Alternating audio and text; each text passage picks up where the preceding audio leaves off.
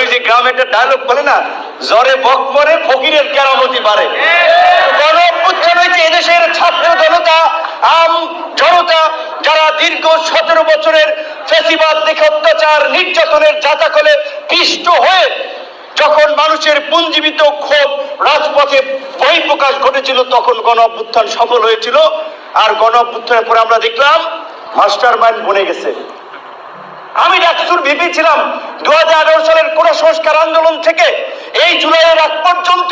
তো 71-এও ছাত্র সমাজই মুক্তিযুদ্ধের অগ্রণী ভূমিকা পালন করেছিল। ছাত্ররাই জাতীয় চার খলিফার উপাধি পেয়েছিল। ডাকসুর ভিপিজিএস, তৎকালীন ছাত্রলীগের সভাপতি সেক্রেটারি আসম আব্দুর রব, মাখন ভাই, শাহজাহান সিরাজ, এরকম 4 জনের সর্বদলীয় ছাত্র ঐক্যের আগে রাজনৈতিক দলের নেতারা এক হইতে পারে নাই।